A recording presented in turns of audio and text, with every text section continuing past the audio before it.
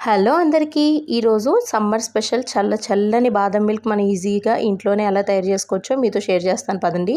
ముందుగా ఒక బౌల్ తీసుకుని అందులో 20 నుంచి బాదం పప్పులు తీసుకుని వాటర్ పోసుకుని ఇలాగ 20 to 30 మినిట్స్ పాటు మీరు నానబెట్టేసుకోండి. ఒకవేళ కొంచెం త్వరగా నానాలంటే వేడి వాటర్ పోసుకుంటే త్వరగా నానిపోతాయి. ఆ తర్వాత ఇలా తొక్క తీసేసుకొని ఇలా మిక్సీ జార్లో యాడ్ చేసుకుని మెత్తగా పేస్ట్ అనేది పట్టేసుకోండి. ఆ తర్వాత 1/2 లీటర్ పాలు అనేది తీసుకుని పాలు గ్యాస్ మీద పెట్టుకుని అచ్చిపెట్టేసుకోండి. ఇవి కొంచెం మరగాలి మనకి. ఆ తర్వాత మనం ముందుగా పేస్ట్ చేసి పెట్టుకున్న బాదం పప్పుది యాడ్ చేసి కలుపుతూ ఉండండి. మనకి కింద కొంచెం అంటుకుపోయే ఛాన్సెస్ ఎక్కువ ఉంటాయి. ఇలా మీరు కలుపుతూ ఉండాలి కొంచెం మరిగేంత వరకు. ఆ తర్వాత 1/4 కప్పు షుగర్ అనేది యాడ్ చేసుకోండి. నా స్వీట్నెస్కి తగ్గట్టు నేను యాడ్ చేసుకున్నా, మీరు కావాలనుకుంటే పెంచుకోవచ్చు. ఎలాగ మనకి ఇందులో బాదంది వేసాం కాబట్టి మనకి స్వీట్నెస్ అనేది సరిపోద్ది.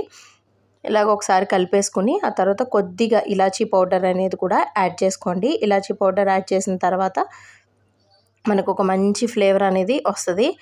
ఆ తర్వాత కొంచెం ఎల్లో ఫుడ్ కలర్ అనేది యాడ్ చేసుకోండి. చాలా తక్కువ కలర్ కోసం అంతే.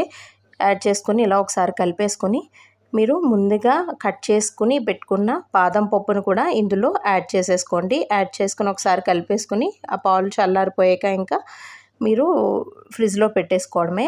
డీప్ ఫ్రిడ్జ్లో అవసరం లేదండి, నార్మల్ ఫ్రిడ్జ్లో మీరు పెట్టేసుకుంటే చల్లగా మీరు దీన్ని ఎంజాయ్ చేయొచ్చు.